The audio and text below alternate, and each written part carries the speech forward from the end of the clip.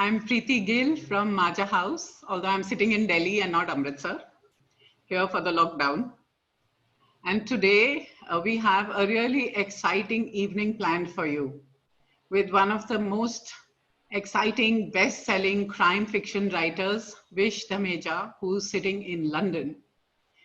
And all of his novels, all 9 of them, however, are based in India, I think in Mumbai mostly. And they explore the dark underbelly of crime and murder and passion and punishment. His badass cop, Rita Ferreira, will soon be seen on screen as well. There's a web series in the offing, and it's coming soon to all of us. And I'm certainly looking forward to that because I'm a die-hard watcher of crime fiction. And the gorier, the better. This, of course, is a fairly new genre in India. And up till now, most of the books and all the serials and the films that one was watching and consuming came from the West, including that hugely popular segment which came from the Nordic countries called Nordic Noir. But today we have Vish here, and he's going to tell us about his own writing and why he's been writing crime and how he's been churning out all these books in these years, bestseller after bestseller. And in conversation with him, we have Kishore Thukral, who, as you can see, is sitting up in his terrace garden. We can see the lovely plants and everything. And Kishore is an avid reader. He's a novelist. He's a photographer. He's a trekker. And he's also someone who knows Spiti inside out. I want to also take this opportunity to thank all of you for coming in for these online addas. I want to thank all our supporters. I want to thank also all of our donor members and the core committee of Majha House who really go all out each time that we have to put a session together. For all of their stellar works, I'd like to give them a huge, huge, big clap. Kishore, I think that I'm going to now hand over to you so that we can listen to all these many, many gory tales that Vish has been spinning all these years, and especially about this police officer, Rita Ferreira. She sounds most exciting to me. So I'm really looking forward to this conversation. Over to you now. Thank you, Preeti, and welcome, Vish. Welcome to Amritsar and Delhi. But before we begin, I'd like to show you this array of titles that Vish has published already. So, Gurleen, would you please show that on the screen? His 9 titles that are already published. Is that possible?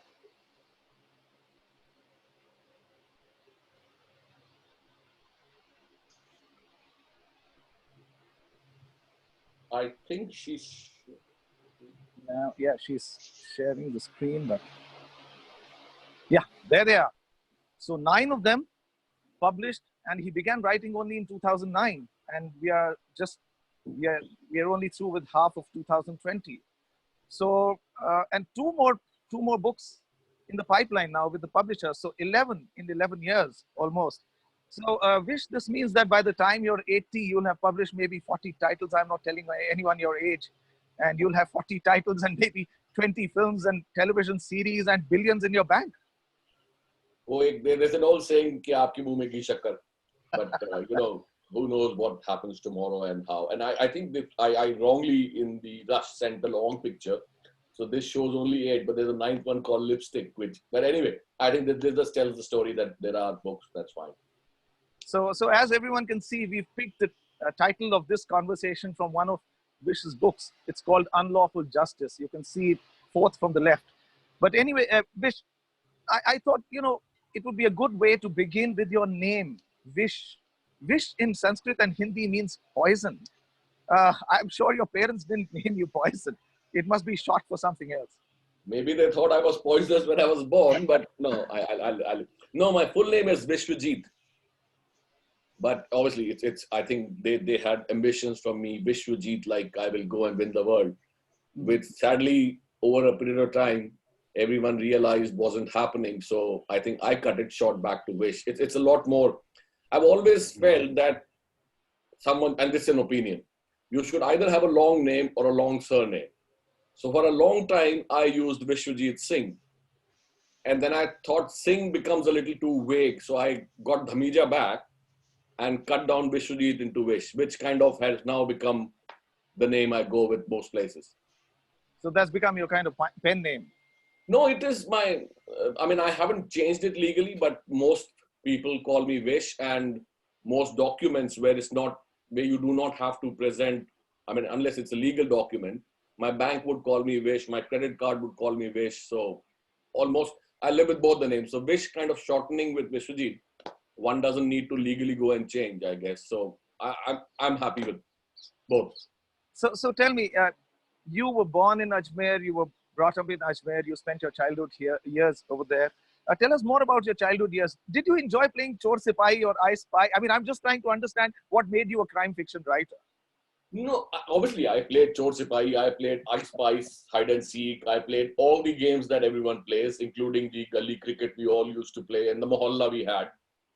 And crime fiction, you might not realize it or you haven't put thought to it, but every comic book from Phantom to Mandrake, which was our generation, to Tintin, was always fighting crime in one way or the other. Even Popeye was fighting crime. Tom and Jerry, okay, it was hilarious, but there was one gunning after the other. It was very thrilling. So everything we saw from Asterix to Tintin to Phantom, the starting was crime itself, without us realizing or knowing that we were reading crime fiction in a way, shape, way, or form. And that led to Sherlock Holmes, and that led to Agatha Christie and the other Enid Blyton and all. And therefore, I guess somewhere it got recorded that those are the kind of stories you like without knowing why. And your fascination grew into Sidney Sheldon's, Harold Robbins, and then progressed into Jeffrey Archer's of the world. And you kept reading that. So when it came to write, it was like, I honestly, I haven't read any romance. I do not read sci-fi. I do not read, it's not that there's something wrong. It's a personal taste. So if you like something and you start then thinking of creating something, there are 100% chance there will be a match. If you go with your instinct of what you've read and what you want to produce, there will be some similarities. In my case, it was more than just a similarity. So I guess that's why the crime fiction angle. So sitting in Ajmer, I mean, people sitting in Delhi and Amritsar and Mumbai and London. I know that we have some friends here from London. Apart from you, they're watching this program. I mean, they would imagine that Ajmer is a little town and the exposure there would be very limited. But your exposure seems to have been pretty good. Yeah, I finished my schooling. Then I went into college and did my graduation. Then I moved to Jodhpur. Jodhpur, say I went to Jaipur, which was my first job in Times of India. And then life took me to Jamnagar, which was the next job, and Chennai, which was Madras then. I stayed in Madras for 4 years, then moved to Bombay. And then when I moved to Manchester to do an MBA, my wife moved to Dubai. And for time I used to visit her in Dubai, and then she went to Tel Aviv. And then after I finished my MBA in Manchester, I've been based in London since, I've been in the UK since 2000 and been in London since 2002. And obviously, in my course of my jobs across India, I can guarantee I've visited more cities than a lot of people still staying there after 40 years. Because of the sales nature of the job, I used to travel extensively down south. I've been to places like Katni, which you wouldn't find on the map, which is next to Jabalpur. I've been to Guwahati. I've been to Rajasthan is covered. South is absolutely covered by me. I've done a lot of extensive touring. Yeah, so Katni reminds me of Jabalpur. I've spent time in Jabalpur, Katni, Satna, Manikpur. They're the same line on the train, right? Okay, so your parents are both Punjabi, Dhamija. You told me that, of course, you speak English, you speak Hindi, you speak Marwadi, you speak Tamil. So, Punjabiyon ne kya gustakhi kar di? You don't speak Punjabi? So, they say there are two ways to learn a language. Either you stay in that place, or you get married to someone who speaks that language. So I stayed in Rajasthan primarily. So I can't say I speak Rajasthani, but I can manage my way around. Marwadi is very close to Hindi. I stayed in Madras for 4 years. So that's why I picked up Tamil. And I have started losing touch. I have stayed in England, so I speak England. I've stayed in Hindustan, so I speak Hindi. So those are the 4 languages I picked up. I've never stayed in Punjab. Both my parents speak Punjabi, but they never spoke Punjabi with us. Which is the case with a lot of Punjabi families, actually. I mean, among my own family, extended family, a lot of my cousins don't speak Punjabi. Even the Sardars within the extended family don't speak Punjabi, which is, well, quite interesting. But anyway, you know, coming back to crime fiction, your chosen genre of fiction writing, we know that you said that you were always interested in reading more of crime fiction. You haven't read romance, no sci-fi, nothing of the sort. But, you know, you've been a corporate guy most of your life. So is it that you realized that there was more moolah in crime fiction than there was in romance? Because, I mean, you know, there are statistics that say that crime fiction is the most popular genre of fiction writing, especially in the US. And I would imagine that it would be the same everywhere, maybe the UK, India, even a place like Timbuktu, because humans are humans, you know. So I think romance sells equally well. I have a feeling romance sells more. If we include the erotica and Mills and Boons, romance would outsell crime any day. And writing books in India is not about making moolah. I don't know what impression you have about people making crores and crores of cash, but it doesn't really happen that way. So in your view, what crime sells the most? Murder, rape, heist, corporate crime? These days we have corporate crime. We have newer crimes like people borrowing millions from a bank and then scooting. You know, we have 2 great examples from India who are now in England. I'm not talking about you, Vish. But we know those 2 examples. Also, you know, there are newer forms of crime, cyber crime, so many forms of cyber crime. So what makes it most interesting for the reader to read? I mean, what is it that interests the reader the most? What, in your view? I think it's not about which crime would be attractive to a reader. I think it's more about the narrative of how the story unfolds, because sometimes it could just be a pilferage or, as you said, corporate crime, which is not gory like murder or rape or anything kind of very, very, you know, hardcore criminal, though I'm not saying financial crime isn't criminal. But it's more how the author handles the story. And there's no right or wrong in that, as you know. It's more about how the audience perceive it. And sometimes it's topical. So if you had a financial thriller just when we faced a lot of people borrowing for billions and getting away, that would be a hot topic to sell. However, the kind of conventional crimes that kind of feature in most books is murder, rape, kidnapping, and theft. So those are the traditional ones. But like you said, there's financial crime, there's cyber crime, which attracts a lot of people, younger generation.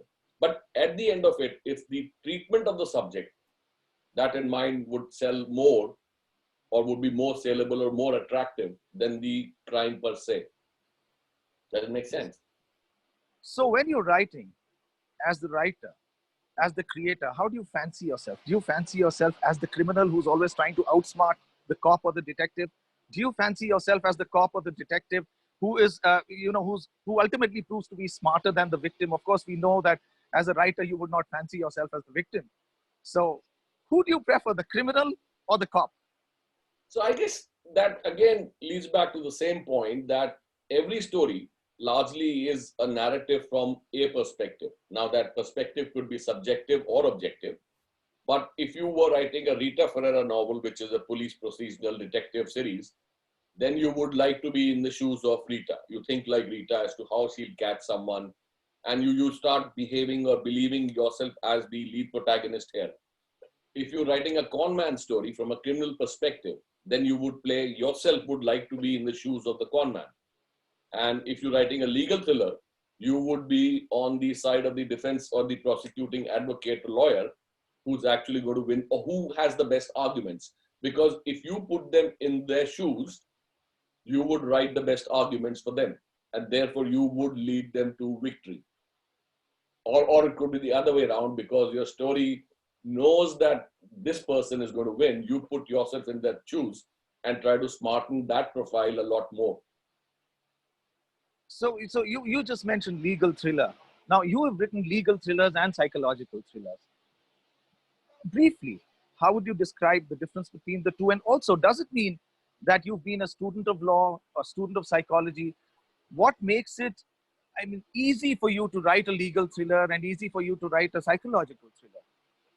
So legal thriller is quite simple. So if you have a story of a lawyer or one of the employees of the law firm, or there's a criminal case, or there is any civil case where the law of the land dictates the boundaries, like if it's a police procedural, you have the procedures of the police.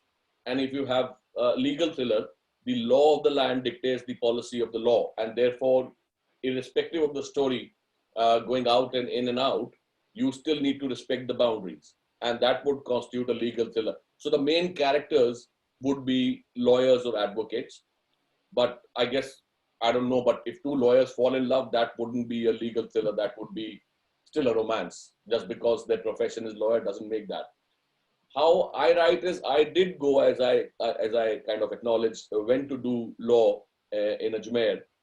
And it was the time when everyone thought that if you were hanging around in the university after graduation and doing law, that was your kind of holding place till you get something. So if people ask me, what are you doing? And I'd say, I'm doing law. The next question used to be, law to kar rahe ho, aage kya karoge? So it was, nobody expected if you're doing law, if you're studying law, you'll become a lawyer, because it wasn't one of the professions where it was a difficult struggle being a lawyer. Because remember, I'm talking about late 80s, 90s, where the corporate law wasn't so big in India. So that kind of, what would you do? How would you practice? And most lawyers, if you know, are either pedigreed there. Most lawyers are pedigreed, the higher ones. So without any background or support or a godfather, it would have been difficult. I'm not saying it wouldn't have been, but it's a road not taken. So I really can't comment on that. However, the good thing that happened is, because I did 1 year of law, some of my colleagues then kind of continued and finished law. And therefore, if I have a query, my interest in law was there. That's why I went to do it. If I have a query, it's just a phone call away where I get clarification. And as you write 1 or 2 thrillers, you have enough readers in a pool that you can actually pick up and ask a question if your friends aren't available. So I have a lot of friends, and I've been fortunate, who I can actually tap in and ask information about law. Psychological thrillers are generally where you have, stressed characters, it's mind games playing. You would have complex stories where it's not necessarily a murder or a crime happening as per se, which can be where the police can come in and get evidence. But it's more, if there's a murder, then it would be called a psychological crime or whatever, a psychological suspense. But it plays with the mind. So the action which a normal thriller carries might not be there. I'm not saying it can't, but you could have a psychological thriller without all the action. So if you take the example of Gone Girl, the movie that came, or the book called Girl on a Train, there is no action, people chasing each other. There is no, but it's basically crafted in these psychological minds and mind games, and you have narrators who are unreliable. So they say one thing, but you only realize they're saying wrong towards the end. So however she projects that girl on the train is all untrue, but we are seeing the whole narrative from her perspective, and therefore we are misguided until the very end. So those are kind of psychological thrillers. Now, I have no degree or even pretense of trying to do a degree in psychology, but I guess it's more about observing people, seeing people at close quarters. And once you start writing, or you have that bent of mind, you observe every situation, every person in a slightly more detailed fashion than others. I guess we have that eye to look for details that we know we can consume at the moment, and somewhere later might not be, it's not like we pull out stuff from our memory, but somewhere it gets recorded without us knowing. Like Herge, the guy who created Tintin, he acknowledged that all the characters in the Tintin comic book were real life characters he had sometime in his mind met. So he actually knew somebody like Professor Calculus. He knew someone like Captain Haddock.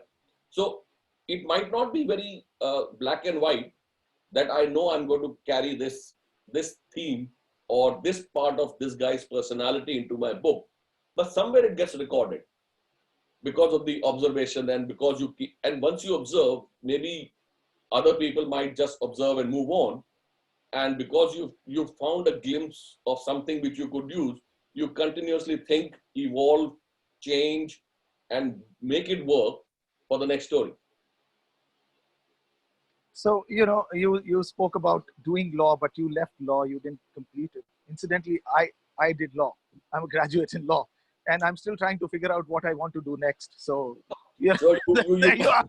so I wasn't wrong when people were asking me, कि law तो कर रहे हो, आगे क्या करोगे? वो अभी No, तक हम सोच रहे हैं. Actually, I'm talking the late 80s, and nobody should take it upon themselves. It's just my opinion. Is law used to be for people to hang around in the university, especially for people who were trying for IAS and administrative services, civil services, or people who wanted to go into politics. So there was, because otherwise, how do you hang around in the university or college? So you enroll in a course and then carry on doing it for the next 3 or 4 years. And therefore you have a legal reason to be in a college environment, and therefore do whatever you plan to do staying there. Also at times there were sportsmen who, so that they stayed in the college team till a state level or a district level team picked them up.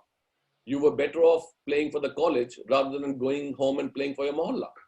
So there were hazard reasons why people tried doing law, besides the fact that some of them wanted to become lawyers.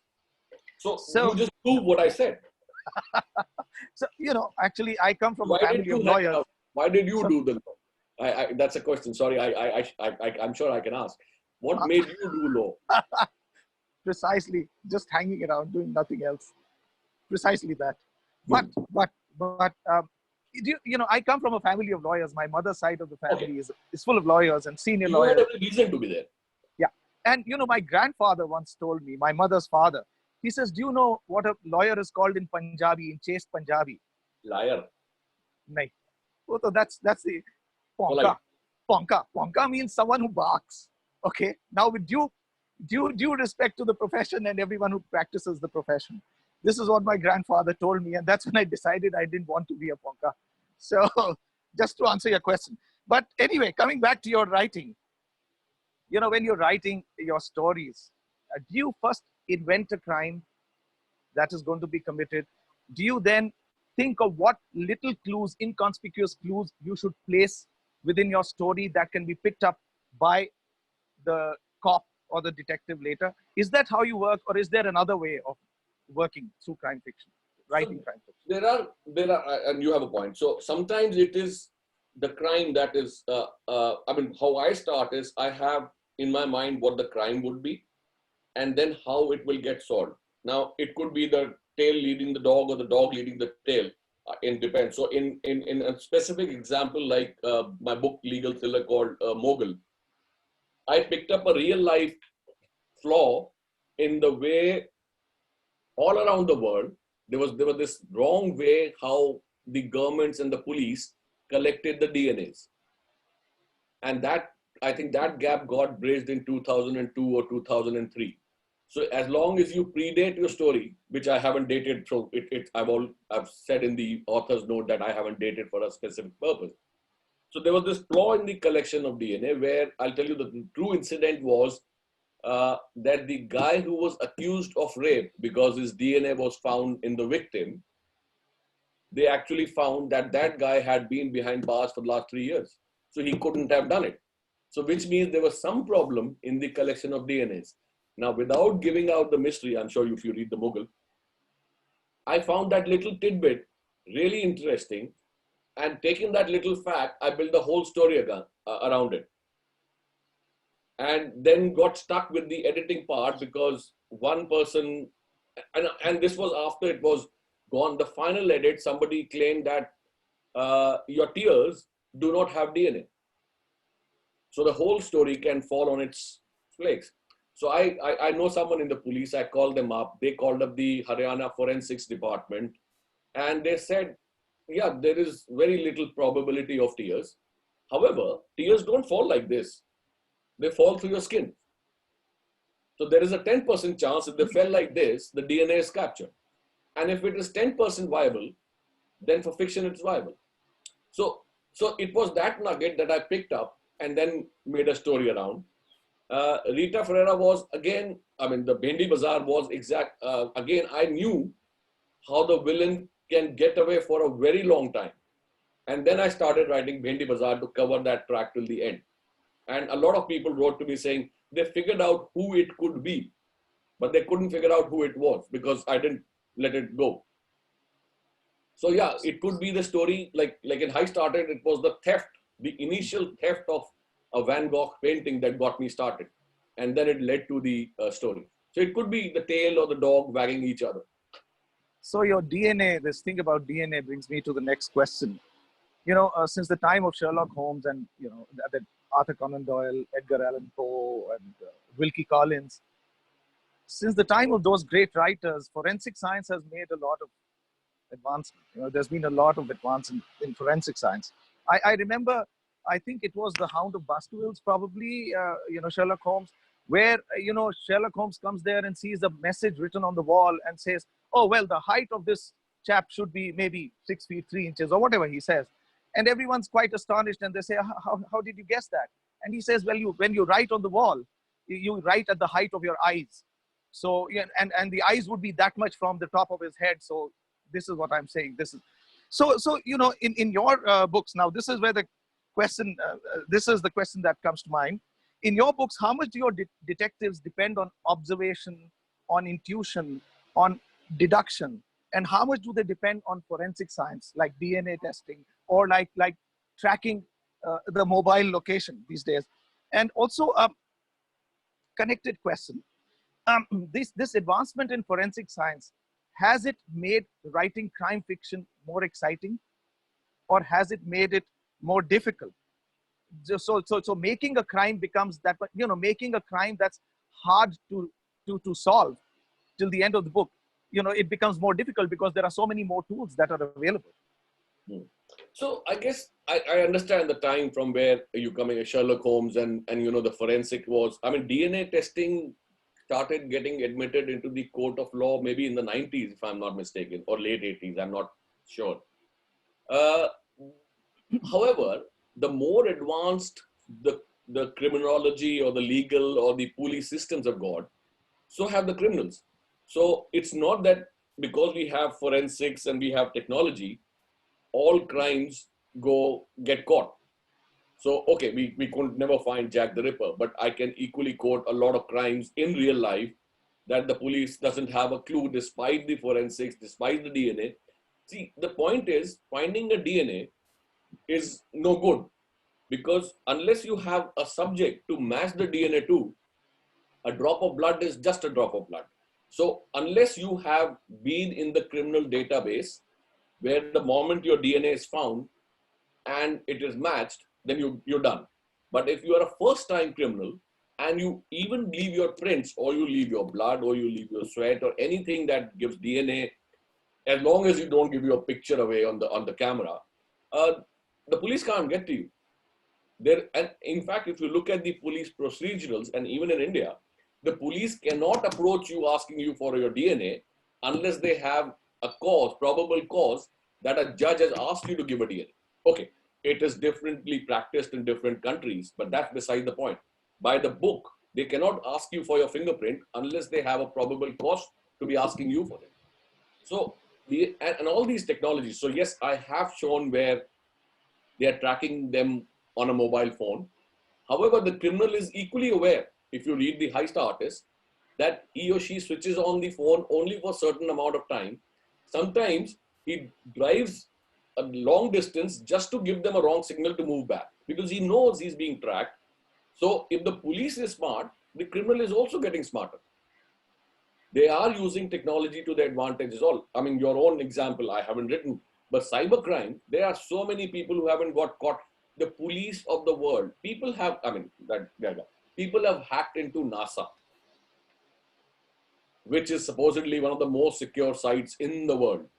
So you have hackers who can hack into anything. You have people who can change images on your camera that's relaying. You have people who can falsify DNAs. You have equal technology available to both the parties. So coming to detection and deduction, this is something when I was there in Chennai for the launch of Hindi Bazaar, the retired IG of Chennai had come to launch it. And somebody asked me the question, why did you pick a female protagonist as a detective? And his words were, men are good at detection, but women are absolutely brilliant at deduction. If you bring them a fact, they'll make sense of it much better than a man can. So man can go around sniffing, men can go around sniffing and finding clues. But again, clues are just that. What do you do with clues? Because clues are like your pieces of a puzzle. At the end of the day, someone has to sit down and put those clues together to make the puzzle look like whatever it looks like. So it's extremely important. You have to detect the clues. And in the beginning, you don't even know what you found is of any worth, or it has just been thrown to throw the police off the scent. So it's a combination of detection and deduction. So Rita is shown as smart. She supposedly have a photographic memory, but at the end of the day, sometimes it gets solved because somebody does a stupid mistake. And the number of crimes globally in real world that have got solved because the criminal, despite being very smart and genius, makes a small error. So Ted Bundy wasn't caught killing someone. He was caught for a parking fine or a speeding fine. And that's how he got arrested. And once they had him in the database, they could see 2 and 2 together and say, oh, come on, now we have more for you. So that's how people get caught. Sometimes it's nothing to do with your smartness. Okay, you're moving in the right direction, but someone else has to make an error for you to catch. And your smartness is about catching that little slip. Make sense? So Rita Ferreira, yes, of course.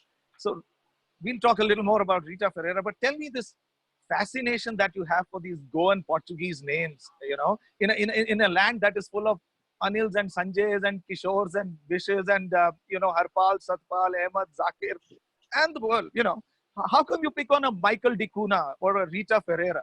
So I had somebody who used to work for me, with me in Kodak called, there were 2 of them who used to work D'Cunha. And I quite like the surname. It is with an apostrophe S. I think Bombay has a lot of these names, and actually there are only 2 of them that I've used, which you picked up.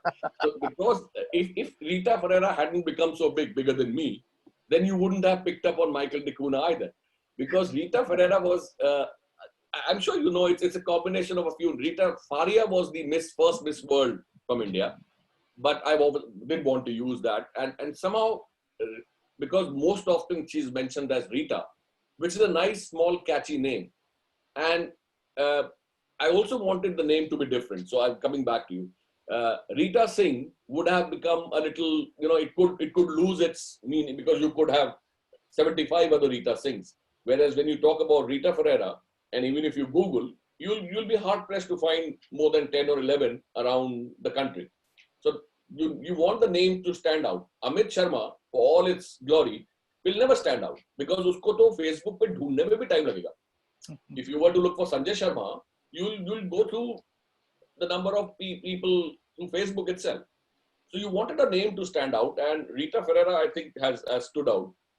No, I don't have a fascination for Goan names. It's just a matter of chance. Yeah, but they figure in almost half the work that you've done so far. You know, Rita Ferreira, 4 of them now, and 1 of Michael D'Cunha. It makes it 5 out of 11. No. By the time the next Rita Ferreira 4 comes out, that will be the 14. So that will be 5 out of 14. Okay. Chance ऐसी है कि Rita Ferreira carries on, and therefore you should take it as one character. So Rita Ferreira is a combination of Rita Faria and Michael Ferreira, the world billiard champion that we had. Snooker champion, yeah. Amateur snooker champion. That's right. That's right. The other big character, which is in Cold Justice, which I've carried forward in the next book, which should be out next year, called Cold Justice, is Hingorani. So Hingorani? Hingorani, as a lawyer. Mm-hmm. Nothing to do with Aman Hingorani, if you know. Yeah, but this is also very Bombay name. It's a very Bombay name. No, and surprisingly, but ye Delhi ka hai. Sindhi, okay. Mm-hmm. So okay. I think that in my mind, the biggest lawyer name in India for me was which? J. Malani. Yeah. So I said, naam to aise hi hona chahiye. And the luck would have it. we were coming back from Kumaon Literary Festival, and you know, they put us in a big Toyota, 4 log the, and I was with a gentleman who had written a book on Kashmir, and he happened to be a Supreme Court lawyer, and his name was Aman Hingorani. And I said, "Bhai, मैं ये किताब लिख चुका हूँ, so it's no copyright material है, मैं आपके नाम से नाम change नहीं कर रहा हूँ, I've just put it there, and it just happened to be that." Okay, now, you know, Rita Ferreira, have you fashioned her after someone?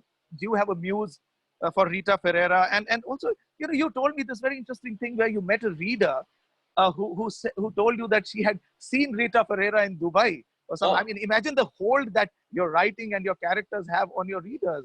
It's incredible. No, I think it's more to do with the character that, you know, people start empathizing or, you know, kind of relating to it. So I got a post on Facebook after this person had read 2 of the Rita Ferreira books and said, I think I saw her at the airport. And at that point, Wow. It was kind of very clear that she's transcended the fictional world into the minds of people. And therefore, that kind of propelled me to write the 3rd one, and the 3 of them have got picked up. So I think there's a saying called "apne muah mittu," but I think I did justice to the character, and therefore, and now she's kind of bigger than me, and people like her. So if I put the 4th book that I've written, it's gone for editing. So I plan to write a Rita Ferreira as long as people have like it. Every 2, 3, 4 books later, not just Rita Ferreira, because it as you go forward, it gets a lot more difficult to write, and therefore I'm quite amazed with Lee Child on Jack Reacher and Michael Conley with Harry Bosch, that they continue to churn out the same character for 16, 18, 20 books. And I'm not telling you, not joking. The 4th one was difficult. The 5th one would be even harder to write with the same set of characters. So will your Rita Ferreira age with time? Will she become leaner and meaner, or will she, you know, will she be any different from what she is from the Rita Ferreira of the first book? No, will there be a progression in character? I've left that open for myself because I never declare her age. She's always mentioned as 30 something, and she never tells her age to anyone. So unlike some of the you know, fictional characters, where every book they've aged more and then they edge towards retirement, I plan to keep Rita as is for a very long time until I think it's she's no longer viable, or, you know, people at some point. Though I can read a Jack Reacher anytime. Though Lee Child has stopped writing it now, you must have heard. Yeah. He's handed over Jack Reacher to his brother. I can read Michael Conley, Harry Bosch forever, though he's also introduced a new character after 16, 17 books. So at some point, I guess people get tired of the same characters. I mean, Rita is still fresh, she's just 3 and 4. But until I decide what to do with her, or maybe I'll link some, I don't know, I haven't thought about it. But at some point, I would fully imagine that there should be an end to a series somehow. So in your view as a writer, what would you consider as your greatest measure of success? Say winning something like the Man Booker, for instance, or selling 1 million copies, or if you're able to sell film rights or television rights, or if you see your work being pirated and being sold at the traffic intersections and pavements in Delhi. What, in your view, is the greatest measure of success? Success is, I mean, it's a lovely word, but, you know, everyone has their definition. So I'll give you an example. So I was in Delhi in November, right before at the Times Lit Fest, and a younger gentleman, a young author, came to me, and we introduced each other, and he had read my work, and I had heard of him, I hadn't read. And the first question after the introductions, where we were having a glass of Coca-Cola, is, how many Instagram followers do you have? And अच्छा मेरे कोई 500-600 हैं. I'm not a big social follower. ऐसे मेरे कोई नहीं आते ना, I'm not paying people to find me followers. And he turned around and said he's got 3,000. And पता नहीं, normally I'm not such, but I have this sense of humor. So I asked him, but do you know how many followers does Diana Chopra have on Instagram? He looked at me, he hadn't heard the name, and he had a sip, and then he said, by the way, who's Diana Chopra? And how many followers does she have? I said, she's got 150,000 followers. And just for your information, Diana Chopra is Priyanka Chopra's dog. Now, so लोगों ने इतनी definitions बना दी हैं success की. I think for me, if I am ever successful, my definition of success is I choose to do what I do, and I choose to not do what I don't want to do. So it's the freedom that I would define success in, because वो bestseller की भी कोई definition नहीं है India में. I mean around the world, I have, and I'm not joking, on Facebook and social media, seen people saying their next bestseller will be available next month. So bestseller has become a name for a book. कि भाई book लिख दी तो bestseller है. So it's all meaningless. You need to derive what gives you more satisfaction. In my mind, freedom comes really high, and that is what gives me happiness. Film rights to TV rights chale gaye to, I mean, seriously, I when I write a book, and that is where a lot of people go wrong. Ki I want to become a writer, and I'm sure Preeti can. We are losing your audio. Can you hear me now? Goodleen, I think we've lost Vish. Hello. Can you hear me? Yeah, Can you hear me now? I hear you. Can you? Yeah. Yeah, now you can. Okay. So वहाँ definitions are to each his own. I mean, who am I? I'm not. मतलब मैं हो सकता ओशो हो जाता और बता देता. But you can't define success as otherwise. तो वो हमने that is the world has come to, that over 300 million years of this earth, the only definition is how much money you have in your pocket. अगर वही definition है तो आप तो पता नहीं, मैं तो कंगाल था, कंगाल रहूँगा. But I'm happy. If I'm happy, I think happiness is success, not success is happiness. I guess if you turn it around, if you're happy being free, then you're happy being free. I've been approached by people to write mythology because it sells more. But what is the definition of more? भाई आपके बड़े होने से मैं तो छोटा होता नहीं. So I'm happy being small. As long as I'm happy, I'm happy. No point in going for something which you have no interest in just to sell more. I don't know if I'm making any sense, but I guess that's what my definition. So this is Preeti was there. Remember, we were in Bangalore a couple of years ago. We have some time. We have some time. Preeti, can we? I've lost his audio again. No, we can hear Hello? him. Kishore, we can hear him. Sir, आपका है. Kishore has a problem. Hello. Kishore, your voice, garden में. We can you hear me? hear. We can hear. Oh, but I keep losing the audio for some reason. Okay, carry on, Vish. So I was just giving that example. Preeti was there where these young upcoming aspiring authors were pitching to agents and Preeti and all. So मैं भी वहाँ जाके बैठ गया. And the whole thing is कि मैं ये कहानी लिख के किसे बेचूंगा, कितने पैसे कमाऊंगा.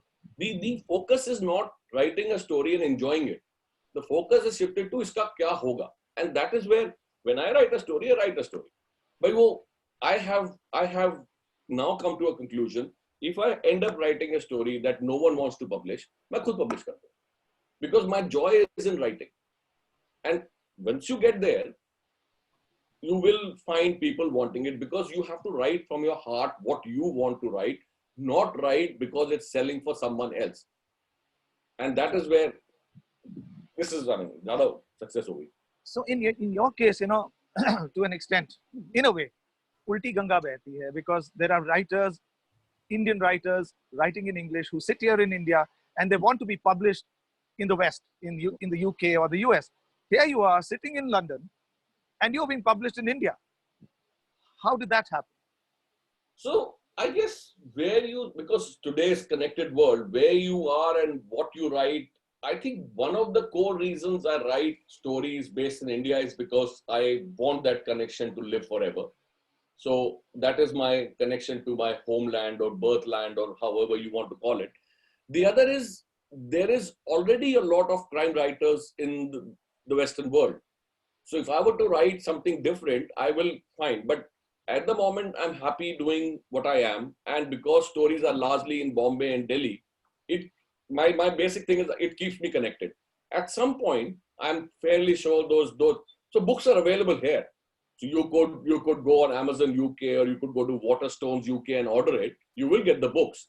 It's just that someday some other publisher here will find it attractive enough. And at the end of the day, whether you write a book, whether you make a film, whether you record a music, it has to make commercial sense for the person who's promoting you.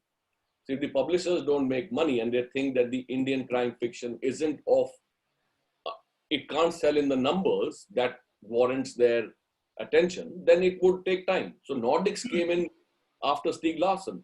So after that, there was a flood of Nordic noir. And again, it's the definition of, would that make me more successful in your eyes? So it's you enjoy what you do is the only mantra I have. And because if you stop enjoying, you will churn out things which people don't want to read because you're doing it primarily for commercial purposes. That's right. So success is what you define for yourself. Exactly. That's precisely what you're saying. Okay. Now, your writing time and your thinking time. What is your favorite writing time? And when is your favorite thinking time? I mean, when do you think best? When you're sitting in your garden, at your desk, or driving, or walking, or do you depend on epiphanic moments like Archimedes? You're in the shower and you run out of the bathtub shouting "Eureka, Eureka" in the roar, to put it euphemistically, in your birthday suit. So, what's your favorite writing time and your favorite thinking time? My favorite writing time is early morning. So I get up at about 5 sometimes, and जैसे आज मैंने सोचा था लिखूंगा, लेकिन I didn't get up. So I normally get up at 5. I come here and I start writing.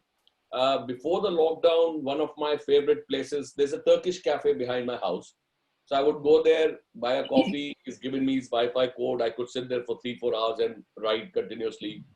I don't force myself to write. So some days I come back after having written a paragraph. Some days I come back without writing anything. Some days I finish a whole scene. So I don't categorize things by chapters. It's always a scene. Can you finish the scene and then move forward? Now it could be a full chapter. It could be just a paragraph or whatever. But so that's how I write. Morning is the best time. I also write when I go on vacations. So sometimes I just sit there and write with my laptop. Favorite thinking time? ऐसी मैंने ऐसी कुछ नहीं होती. Eureka moment नहीं है. But I have a long drive to work these days. So I have about an hour and 5 to go and hour and 5 to come back. So there's a lot of free time with music on where you're just driving the distance and your mind can kind of, sow seeds into and do the permutations and combinations. Also, whenever during the day, kuch cheez, jaise we were talking about observations, kuch cheez if it kind of grabs my attention, and I mean, iPhone has made it really very simple. All you have to do is jot down the point. And then, so that you don't forget the point. So I don't compose on iPhone, but I keep making points. If this would be a good point or a good twist or a good red herring or a nice little character to add to the sketch.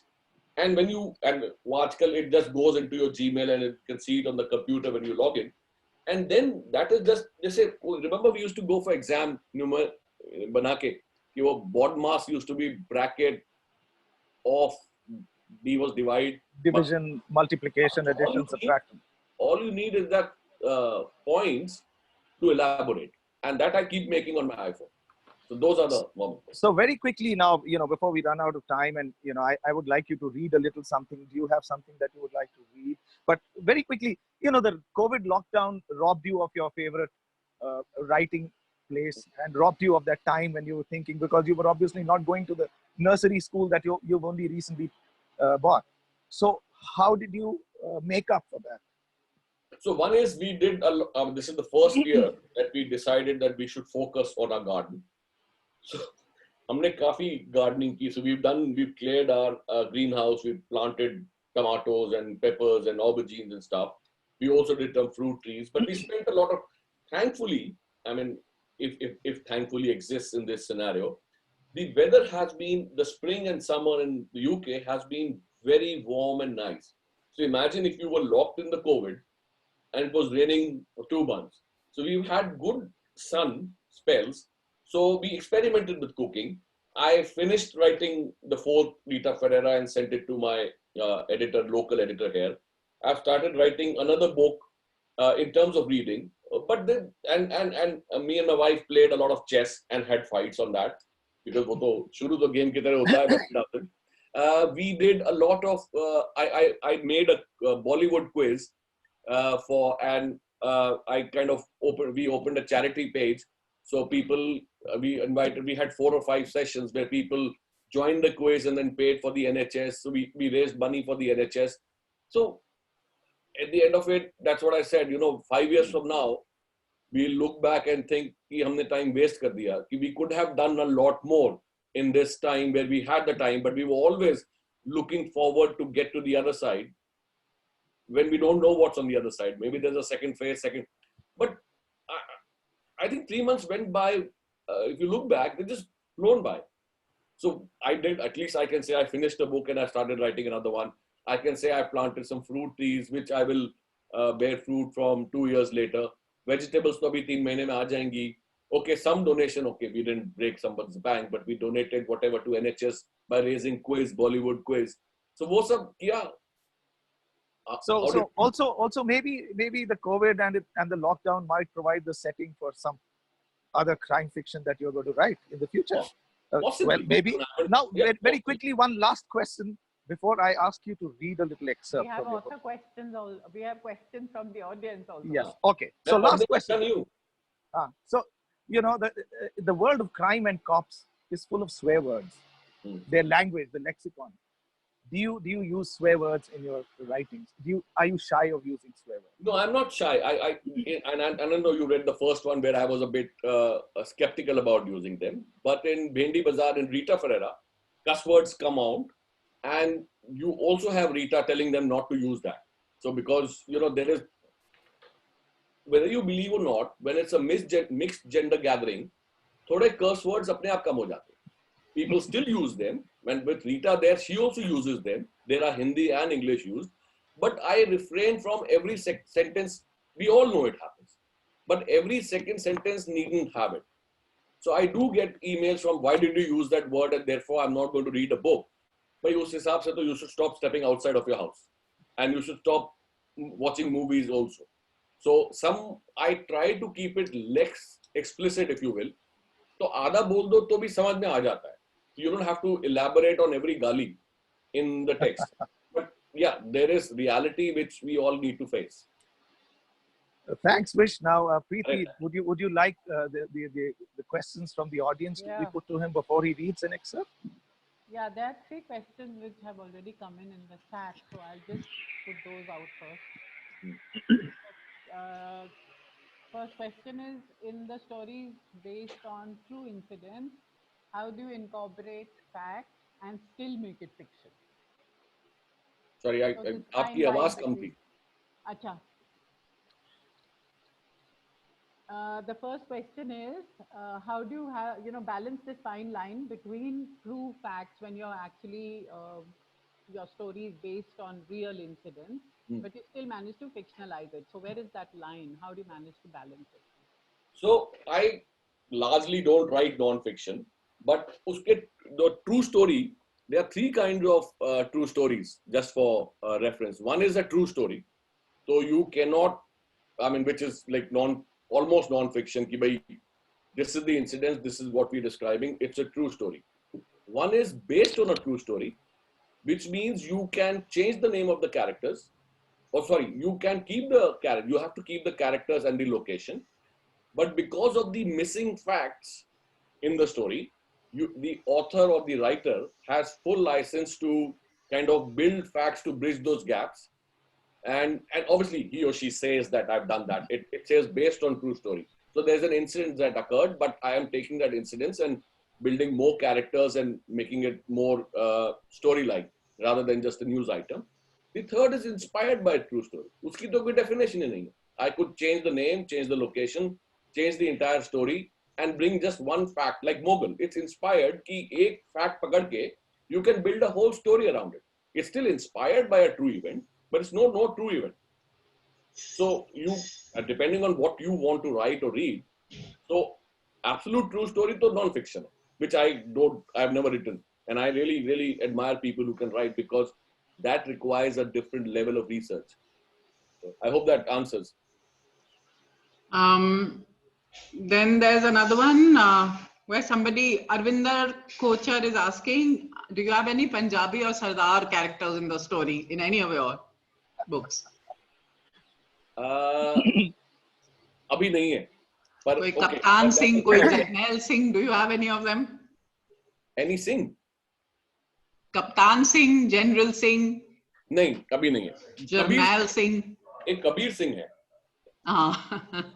Yeah, but he's not Sardar. No, because Kabir Amritsar is definitely interested in that. नहीं, मैं तो हूँ ना. I can put myself in the story. Somebody is also asking, how much time do you take to finish a book? Okay. Just going back to the previous question. वो उनसे कहना सरदार in the story नहीं है, but सरदार का नाम किताब के ऊपर है. VISH DHAMIJA. That should be big. So, okay, usually it takes me about 6 to 8 months to write a story. When I was working, it used to take me about a year because, you have a morning to evening corporate life and then come back in the evening, only write on weekends in the morning, not before going to work. But up 6 to 7 months, depending on the story. So a complicated story like Rita Ferreira would still take 9 to 10 months. A legal thriller would take 9 to 10 months. But a standalone crime caper or a standalone psychological thriller takes me about 6 to 7 months in the first draft. Then obviously it goes to editing, so it takes a while. And about the series, the Rita Ferreira, the 3 books which are going to be converted into the net series, has the shooting started? Have you? So the thing is that the deal was end of this year, but let's be honest, this year has been a washout. So there has been no shooting. There has been, I think, everyone's kind of gone into a pause mode for like 4 to 5 months. Even when it started, the world started, I doubt abhi film shootings ho rahi hongi. So I would easily say that we should look at sometime next year, maybe this time next year, or maybe end of next year. That's, I think, only logical, because if everyone's come to a halt, how do you expect the shooting to go on? So it would be delayed by at least 6 to 8 months, 9 months. And also that, are you involved in any way? Do you do with the, the screenplay writing, or in any other way? Are you involved when they begin? No, I'm not. They have kept the right to consult me on anything that they think is not clear or ambiguous. And I've had one call because they wanted clarification, but uske alawa, it's largely their baby. And I think Arvinder Chammak has asked a question that, do your characters haunt you? And do they ask you to change the story? No, ऐसा नहीं. वो characters don't ask you to change the story. This is something. It's like, you are the writer, so you can obviously take the character in whichever direction you want. But नहीं, मेरे साथ ऐसा नहीं. I like there's this famous saying about something called writer's block, which I think is a lazy author invention word. लिखना है नहीं आज, तो writer's block. Such things don't happen to me. Okay. HP is asking, did you think of Rita as a series when you created her, or one thing led to the next?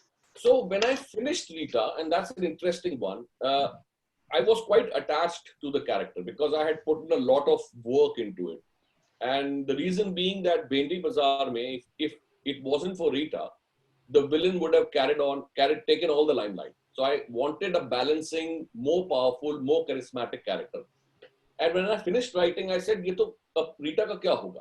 So if you see the first edition of Bhendi Bazaar, which was published by another publisher in 2014, in the author's note, I had written, "If you like the character of Rita, do let me know so I can pen another one." And I got responses back from readers saying they love the character and they would want her to see with more anecdotes. And therefore, the second book was born. Ab do ho gayi, and then somebody calls you from Dubai, then you say third bhi ho jayegi. And when it got picked up for the series, so I wrote the fourth one. And as we were discussing earlier, I don't know what we have in store. If the readers then get tired of Rita, then she finishes. I would ideally like to finish it on my own terms, that she's retired or settled or done something else. But if readers stop liking it, then there is no market for it. So it's kind of both ways. Anyway, this is from me because I read quite a lot of crime fiction, like I said. But I have these discussions all the time because most people like the crime fiction and they like the action to move really fast so that it's a page turner and there are things happening all the time. While for me, I like things to be built up. So the atmosphere, the place, I like the buildings to be described. I want, that entire thing to be, Character. so that I feel almost that I'm sitting in that spot and then things are happening. So like PD James is my favorite person to build all that, that whole atmosphere. And also Adam Daglish, who's her detective, because he's a poet detective, he's quite the thing. Okay. It's quite detailed. So uska, it's basically the idea is, I don't know if you read Bendi Bazaar, but you must, because if you like that kind of, I'm not selling myself. मैं आपको भेज दूंगा आपको. It's the reader, in my mind, should be dropped into that scene.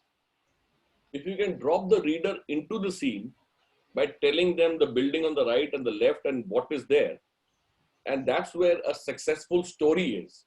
कि भाई उसने, he's got into it now, and at that point it ceases to matter कि आपको पता लग गया murderer कौन है, because you are not going to leave the book primarily. It's not a whodunit in any case.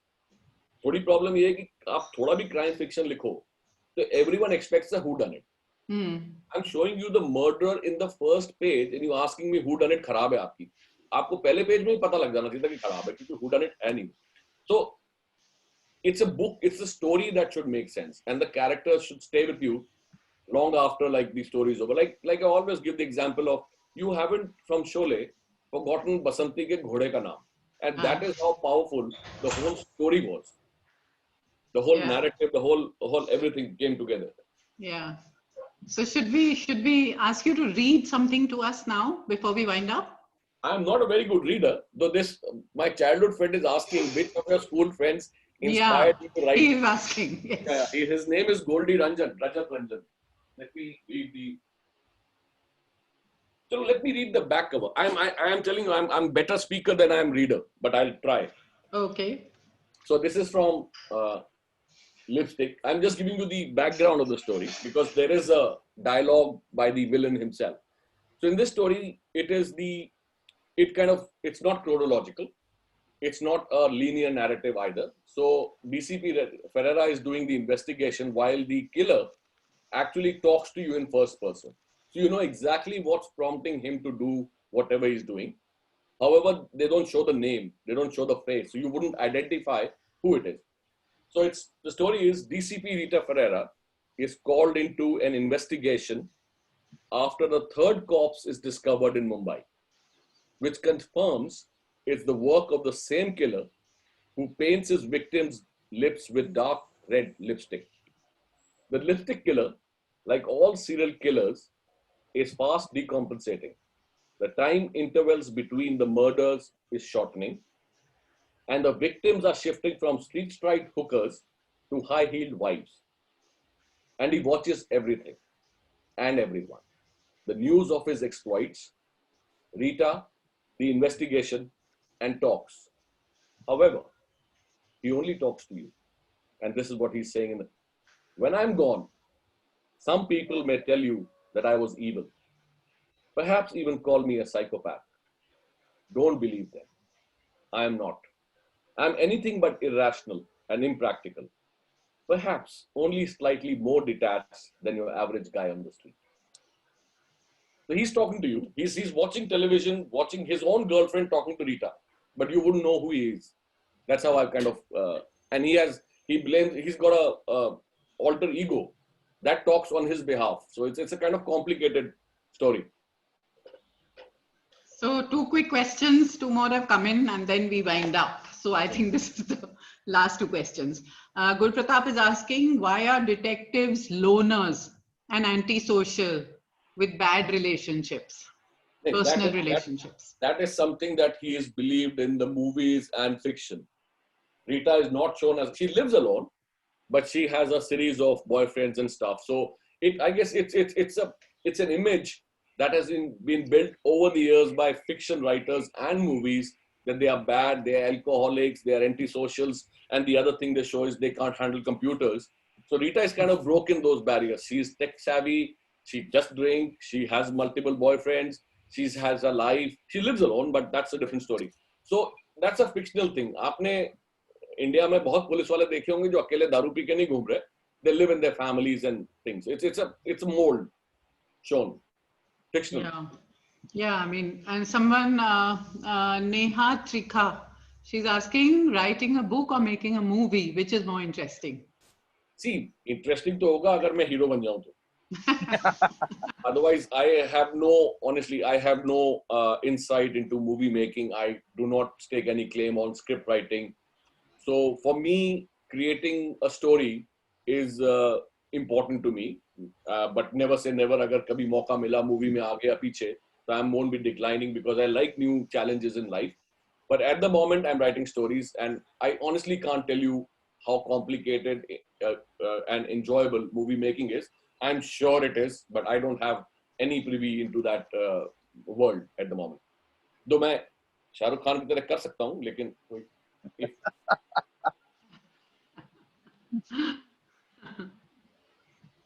So I think we wind up now, Kishore. Thank you. Thank you so Thank you much. very much, Preeti. Vish, for being thank you here everyone. today with Thanks, the Preeti. audience. Thanks, Kishore, and thanks the Thanks, entire Vish. Majha House team. Thank you. Thank you. I want to tell everybody just a little bit of the next couple of programs that are coming up.